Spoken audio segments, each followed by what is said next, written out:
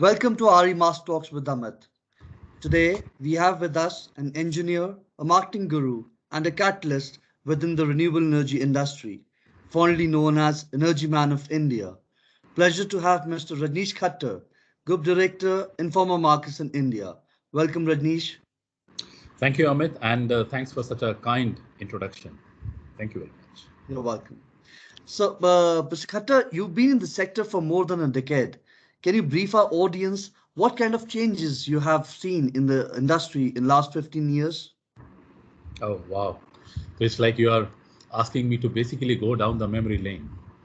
And yeah, why not? I think this actually helps a lot, when you are part of the journey, you're part of the process, the way India, not only India, the way the world has shaped up with respect to this particular sector. And I think I'll also say that me in particular, I was rather, extremely fortunate to be at the right time, at the right place. Yeah. And those were the days, if you take the clock back, we're talking about the year 2007 when we started thinking of getting into this industry, which was negated by many experts. I think the scenario was like, I don't blame them at all, but they had their own reasons not to believe in the world called sun and what wonders it can do, right? They had their own reasons, which is fine. And but then whenever you go through such circumstances, if you look at the mankind's history, there will be someone who will like to see a brighter side of the coin. You see either the dark clouds or you see the silver lining. It's all up to you. So probably, as I said, I was lucky to be mentored by a gentleman, whom industry respected a lot, and may God bless his soul. He's no more with us. But I think it was his vision where I found my vision also. And I actually believe that what his vision was is actually the silver lining, right? Despite the whole world talking against it. So that was the time when we got into this sector. And so first and foremost challenge those days was to make industry believe the solar will work one day, right? And today, I think as we see, everybody is behind solar, and they're chasing the sun. But that was the time when sun was trying to chase us, and we were all sitting, kind of, we don't need it beyond giving us heat and light. So the vision started from that point. And so those are the days when, Indian, because you see, I mean, right or wrong, but even today, this sector is primarily controlled by the policies, which are implemented by the government. So even government did not have a vision about it. It was a ministry where every bureaucrat used to feel that probably, it's a punishment for him to get into this industry because it has nothing. Because compared to the power sector, the next big daddy of the industry, renewables was absolutely on the footnote. It was in the periphery. But slowly and steadily, when you are asking me about what changes I have seen that the government has taken the bull by the horn. And I think this is the best, what has happened to this industry. So this has brought, so earlier, India was just talking about megawatts, few megawatts here and there, and whosoever was a few handful of players, everybody was celebrating them. But no one realized the fact that what wonders the sector can do to a country, right? And besides taking our dependence from, mitigating our dependence from fossil fuels, also the hit what it does to the exchequer, right? So from those few watts here and there, a few kilowatt, couple of megawatts, from there, today we talk about, and in morning I was going through a tender which said that there's a 4 gigawatt of rooftop tender which is coming up. Government is doing everything which is required to promote this industry, and so as we say that the moment you put a certain number as a target, as a destination in front of you, you start working towards it. And that's what we saw. Initially it was going a little headless, but sooner around 2010, 2011, or 2010 end, in fact, the country came up with the 20 gigawatt of renewable target, of solar especially. And that was a time when wind was kind of wind had actually swept the entire renewable sector. And thanks to wind, India was actually on a global map. And so over a period of time, we started seeing that renewables, for the goodness of the sector, started taking more space in the energy basket. And within renewables, over a period of time, ever since we had Mr. Modi in his first avatar, you know, he realized that because he has been a pro renewables man, he realized that even this the 20 gigawatt is a peanut when you come talk to a potential country like India, which is blessed with so much of sunshine. So we started seeing tenders coming up from megawatts, it went to gigawatts, and the good thing was that government started taking this sector and this ministry very, very seriously, what it can do to the sector. So we've seen kilowatts to megawatt and megawatts to gigawatts. That's been the good journey. For all the reasons what happened, wind, what it was kind of a shining star of the entire renewable energy basket, was a little pushed behind. It overcame by it was overtaken by solar, and I think today we are all celebrating sun, and so we have this sun god, the wind god, everybody is blessed, and I think it has become a perfect commercial proposition to get into the sector. So this is what, broadly speaking, has been a change. From a push, we are actually in a pull kind of a scenario. Thank you so much. So, next thought that comes in mind is that since you've been the man behind REI and the catalyst of the industry, what is your vision to increase the bilateral trade, which can encourage the investment and manufacturing in India? Well, yeah. Once again, thanks for the very kind jargon and the adjective, and I'm extremely thankful not only to my team but also to the stakeholders who have been with us through thick and thin, because they started believing in what we are offering to the industry as a platform provider. Our DNA is to bring both the parties, like a marriage bureau, bringing the bride and the groom together and making them business happen. But the challenge lied at uh, how do we accelerate it? We could have taken many more years, than what we have taken to bring the sector to a forefront, and so what we did, we caught the we caught the pulse of the industry sector very quickly, and I remember the time, when so many international visits I used to make, and my entire idea was to bring investments into the country. And that's what we did with great success and great aplomb. It was not to sell the show, because that was the last thing on my agenda. My agenda was to sell uh, the potential opportunities which lie in a country like India. And we started creating those small snippets. We started creating those small, very quick to follow those kind of presentations. And I started talking on the international forums, making people aware of opportunities. So that was the time when everyone was going through that particular phase, and people were trying to toy with India. And when we started giving them right reasons to come to India, and suddenly we saw a surge. So search not only came in participation at our forum in terms of, I remember each year, we were doubling in terms of number of exhibitors who were coming on board. So that showed that the pitch with what we followed, actually was a correct pitch. Rather than selling the show, rather than selling the floor plan, the square meters, we started selling the opportunities, and that's where we created. And fortunately, as I said, we were at the right time. This transition happened, and the government started coming up with when they saw the interest coming from the international players, their policies also went for a good change. And over a period of time, as we know that everybody realized that the only one way to bring the sector to a forefront and to everyone's access and under their regime is to bring down the cost. The prices has to come down, because however you and me can talk about we are environmentally sensitive, it's our CSR to go for green, but honestly speaking, if you have to pay triple the price of your electricity which is coming your home, somewhere it will give you a little bit of resistance. So the idea was to bring down the costing. And I think one way, when government allowed a lot of imports coming into India, they allowed the sector to grow. Parallelly, they started working not on the supply side, they started working on the demand side of the project. And when the demand side you start working on, which means you are creating more appetite for the industry, you're creating more appetite for and more hunger for the international players, because they were already at a high scale operating in their individual country, whether it's from Germany, from USA, from China. Their scales were, and India was way, way, way behind.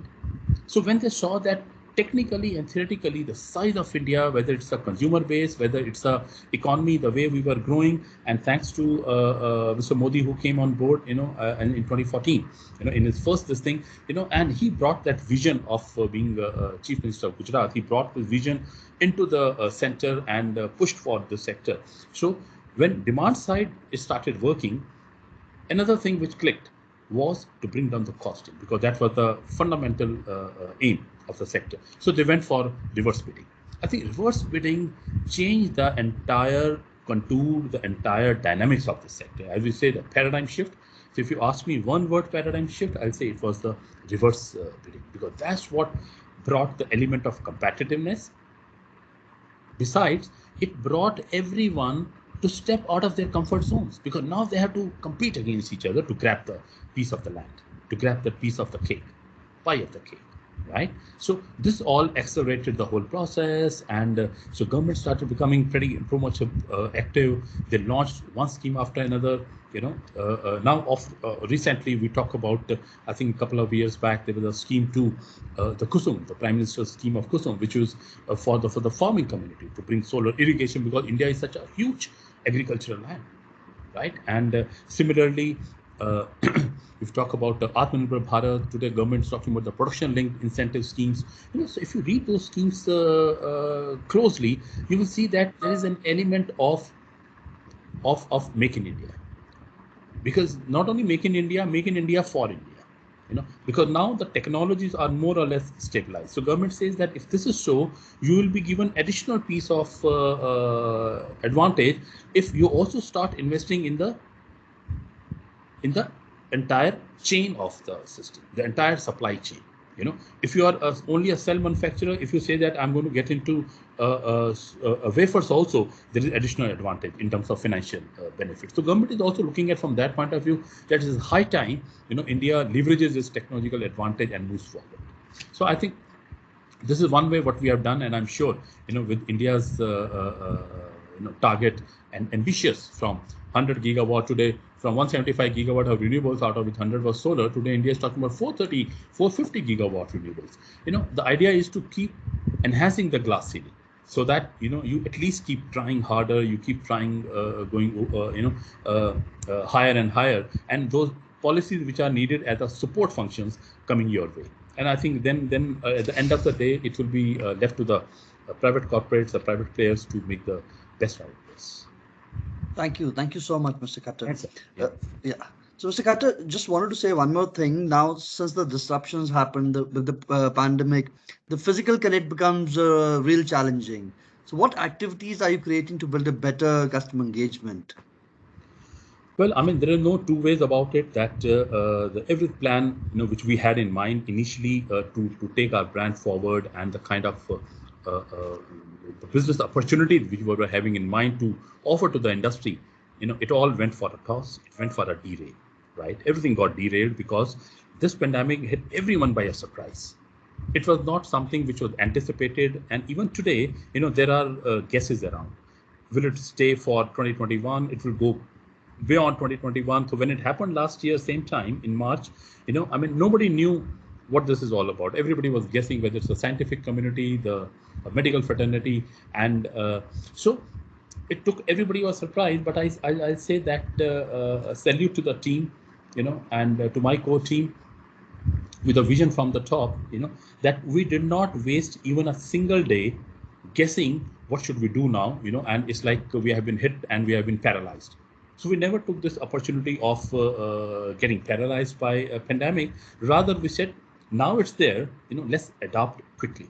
So let's bring those adaptation tools. And I think from nowhere, when we, within a couple of months from April, when this I think entire economy came to a standstill. In June, first week, we were up with our first digital event. Now, believe me, that time nobody knew even the ABC, because everybody was on a learning stage. Everybody first and foremost were trying to come to the terms of this pandemic. And when we were looking for which platform to do, there were so many platforms, so many different features. Which feature will strike a chord with the industry? And just to share with the industry that when we did our first event on June 9th, we actually found out from a statistical point of view that we were the first one in this power sector globally to do a virtual show. I mean, damn it. Congratulations. I mean, the world is digital, and we were the first one to do that. It means it didn't come to us, and I'll be very candid and open-ended about it. It did not. We didn't do it by choice. We were forced to do it, but when we did it, we actually started realizing that what kind of a reach it can give to us. It was easy to get the global stakeholders because nobody had to travel. We thought it was the most economical way of participation, and all that given things. So we started putting our minds into that. So one followed the next, and when we did the next edition, a couple of months down the line in September, from one day we became a 2-day event. And in between, we did a lot of such digital footprints in the industry. That idea was to continuously stay engaged with the industry, understand the pain points, being empathetic about what they are going through as much as we are going through. So everybody is scratching their heads to find a new innovative business model like us. So our job, our positioning remained the same. Earlier also we were a catalyst to accelerate the industry businesses. Even today in digital world also we are doing it, but only thing, our methodology has changed, our ways of doing business have changed.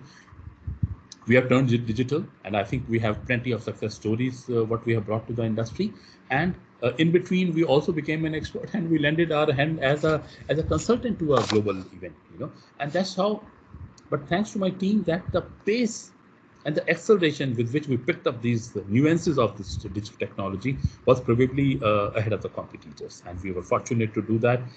Again, I mean, to be at the right place at the right time. And now, when we are looking at physical businesses to come back, even if it's a little shadow of a lame shadow of what we used to do earlier, there is another concept which is a hybrid.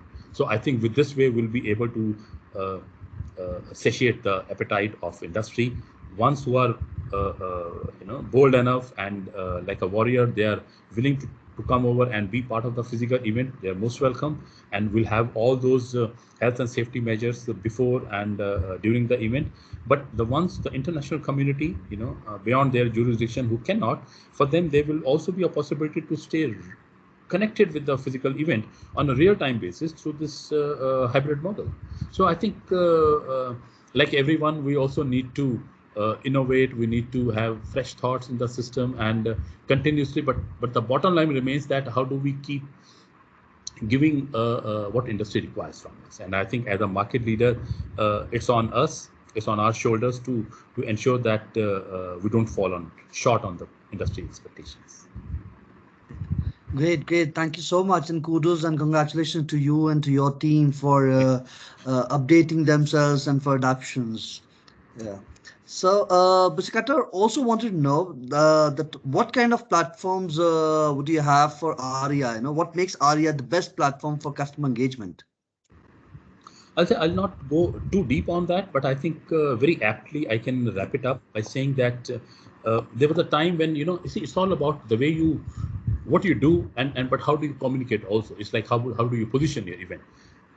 We started looking at this fact very quickly that unless we bring the entire value chain on the floor, the forum will be of interest only to a select few.